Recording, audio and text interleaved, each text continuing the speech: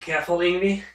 Careful, Ingvi. Oh, why the fuck do these things have to be so fucking heavy? Wow, that looks so awesome. That looks so great. Away with that stuff.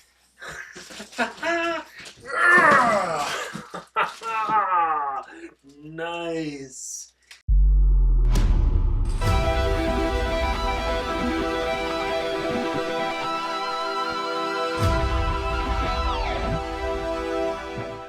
It's an amp. I've got an amp. But a special one. Well, because this is my first tube amp ever. Hey Guitar Champion, what's going on? I'm Justin Hombach, back from my practice dojo. And yes, just let me breathe for a moment. Because, oh, goddammit, I know why I play digital. But hey, you know, it's time to change that. You know, when I started playing guitar, I had two amps, but they were pretty broken. One was a Fender Princeton Chorus, and one was a Fender Twin that belonged to my dad, or more my brother, who's also playing guitar. So the first amp that I ever got for myself, which was quite functional, was this thing here. Yeah, the Line 6 Pot 2, or how some people are calling it, the Bean. And it is quite dusty now, but this little thing brought me through my first bands, through my first gigs, my first rehearsals, through everything. I absolutely loved this kind of thing. I'm sorry if there's a little bit of noise behind me because of the cats in the box. Because they are more happy than I am because, hey, yeah, a new box. So my evolution of amps went on with the next big Line 6 thing, which was the Vetta 2.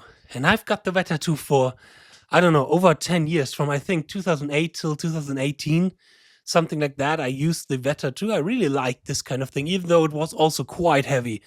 After the Vetta 2, I got the Kemper amp. I used the Kemper amp till this year. And now I'm mostly using plugins, the newer DSP plugins, or the Quad Cortex, or even more. And I like this a little bit more than the Quad Cortex, but it is a little bit heavier and a little bit bigger. The FM9 from Fractal, as you can see here. So these are now my main amps. And I always had the philosophy of, I'm not trusting tubes, I'm trusting digits. I'm trusting ones and zeros, bits and bytes. Because I played in some rock bands where people had tube amps and always a tube was broken or something was wrong with the amp and the sound was, yeah, sometimes like this, sometimes like that. So there was a huge inconsistency in that sound. So I never really got into tube amps. I never was a really big fan of tube amps and of the concept of tube amps until last year. Last year, I went to the place of my good buddy Henning Pauli, aka, or you might know him as HP42, this guy here. I went there to record a video with him together, and I told him I never really played a tube amp in my life. I never really experienced that feeling of, knowing a tube amp and this kind of weird thing that everybody is telling me that it is something so special to play a tube amp. I always was like, I don't care, tube amps, I don't need that, I need digital, give me digital, not analog. That boomer stuff can go away, I need some, again, ones and zeros, in that I trust. Well, and then he said, dude, you've missed something. He claimed that people like Eddie Van Halen, Yngwie Malmsteen, Jimmy Page, all those guys, they would have wrote different music when something like the X-Effects and the FM9 already existed back in the day. And I was like, nah, that's bullshit. Their music, it's not depending on the amp that they are playing. But he told me something that a lot of people told me before, that you embrace the music that you are playing differently and they feel the music that you are playing differently when you are playing it through a tube amp. And I still was not convinced. And then he said to me, okay, you know what? We're going to order pizza now. I have a 6-pack of beer here. You will stay that night at my place and we will check out some amps, because let me look at that photo. This guy, he has a bunch of high quality amps on that wall. And I said, okay, we plugged in some amps and and I have to say, that night changed me as a guitar player and as a musician. It changed my opinion on amps, on sound, on guitar playing fully, entirely. And after that night, I was somebody else. I really felt how I embraced playing longer notes, not playing fast, you know, playing slow melody. I played with so much more dynamic, and he told me like, yeah, you play differently than we played before when we were playing through those digital kind of things. And I couldn't stop playing through those tube amps. And at a certain point, he had to kick me out, but I was like, Henning, dude, can I stay at least 1 hour longer? I want to play a little bit more. And the company of Blackstar, they heard about this kind of story and this rumor that I never really played the full tube amp. And they approached me and said, dude, you definitely missed something. Here, take this. Let's try out this. And yeah, now I've got it here. And I will try it out. They sent me the head. What do I actually have here? I have absolutely no idea, because I have no idea about fucking tube amps. This is something completely new for me. I have here a 100 Series 1 Mark II. It's a really heavy thing. They've sent me the head, as I've already mentioned. I have a 2x12 cabinet from DVMark, so I told them like, hey, I don't have space anymore here in my practice dojo. It's full with guitar, cat trees, and other stuff. And the next reason is I know that sound. I played my Kemper over it. I played my Fractal over it. I just simply know that sound. I know that the cabinets have a huge impact on the sound. That's, for example, something that I always recommend when you're playing with plugins.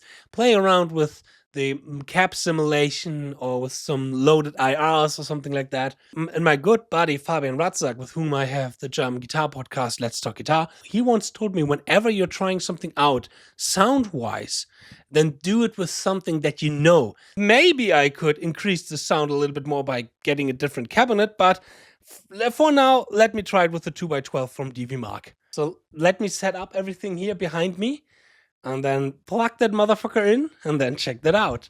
Let's get really loud. Luckily, my practice dojo here is in an apartment that is not wall to wall on a different kind of apartment or different house, so I can be quite loud without disturbing anybody else. That's kind of a good thing. So okay, let's go.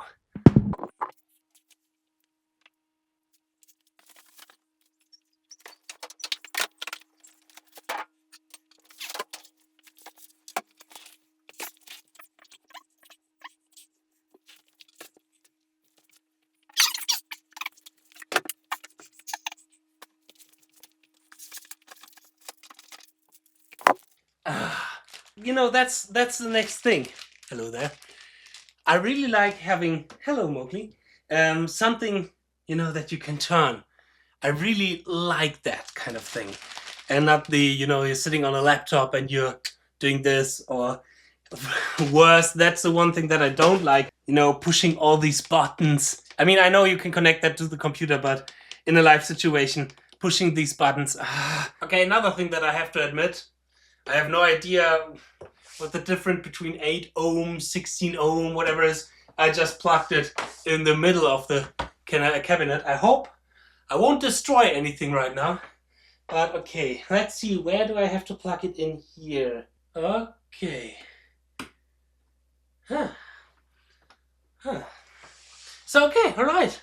The only weapon that I trust for a mission like that, the Ibanez RGA with the 27 frets. Link is in the description box if you want to have more information about this beautiful guitar.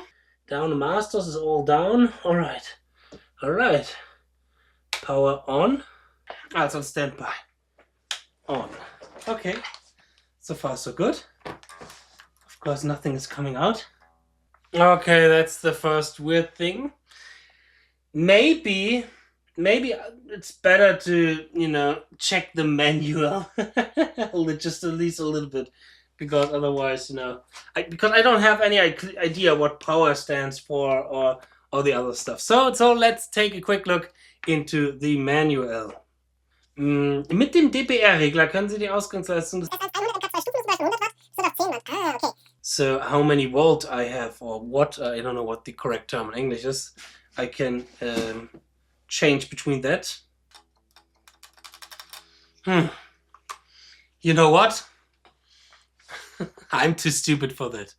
Let me call some of my guitar friends, shall we? Ja, bitte? Hallo Henning. Henning, störe ich dich gerade? Nö, warte mal, wir pausieren gerade mal unsere Serie hier. Warte mal, so, jetzt ist nicht mehr. Okay, super. Henning, ich drehe gerade ein Video Irgendwie kriege ich da keinen Sound raus. Kannst du mir kurz mal 5 Minuten helfen und mir sagen, was ich da eventuell falsch gemacht habe? Was haben die dir denn geschickt? Den 100 Series 1 MK2.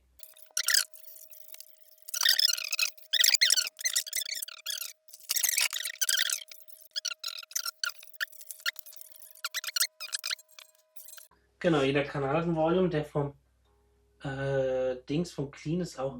Ach, man muss beim Clean ja auch den Gain ein bisschen hochdrehen, damit der Sound rauskommt.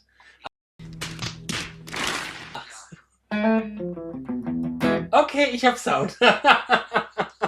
Okay. Ich würde mich jetzt tierisch gerne über dich lustig machen. Gott sei Dank kannst du spielen wie eine Sau, ja? Wie ein Amp geht. Also der Amp kann ganz schön geil klingen. Danke, danke, euch noch schönen Abend. Ciao, ciao. I have sound. That's good for now.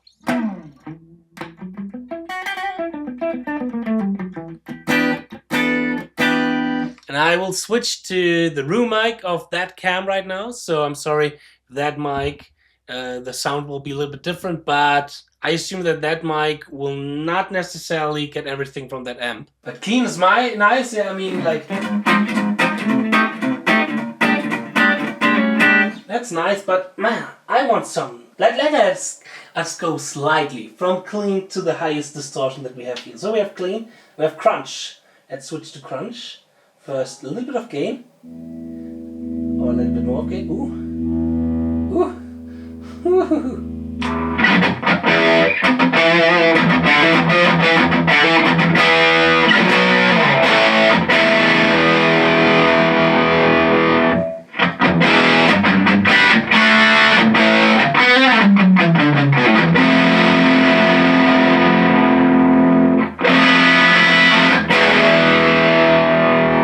This amp has some balls.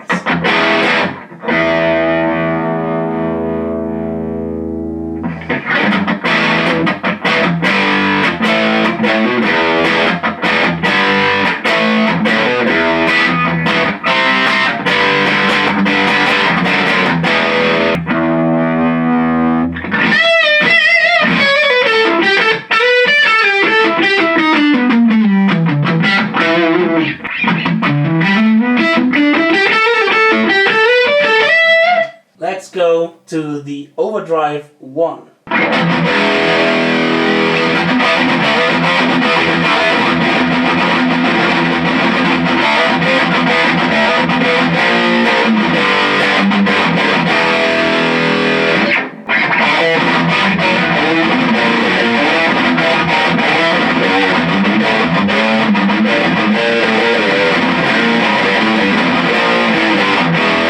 That's OD1. Let's go to OT2.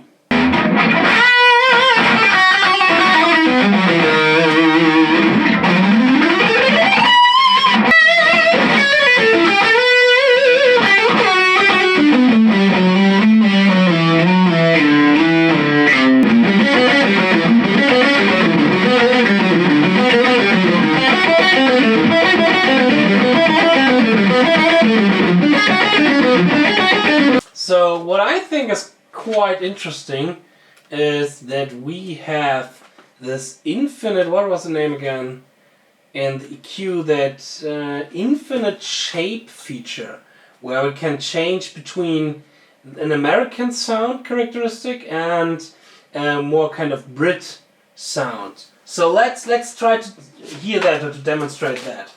Maybe I will do a proper demonstration of that amp in the future with either microphoned, with either mic'd up the cabinets or using a load box. But yeah, let's check that out. So this seems to be, on that side, it seems to be super American. All right.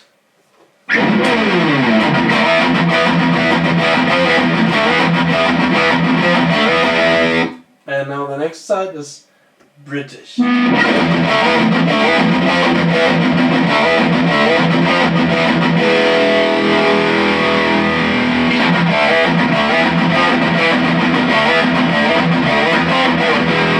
Okay, so there seems to be like a slight change in the bass range, but not too crazy, you know, not too that there is a different amp in there. It is like a little bit of sprinkle here and there.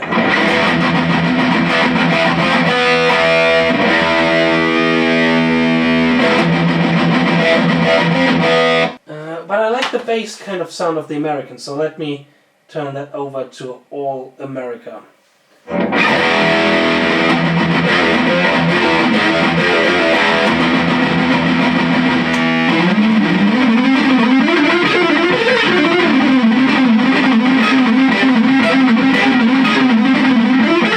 I have to say, I really embraced that journey, and I'm really excited about that journey, because that's a whole new world for me, for somebody who never really, played a tube amp before. So yeah, I hope that you, my dear viewer, are part of that journey as well, or will be part of that journey, by subscribing to this channel, of course.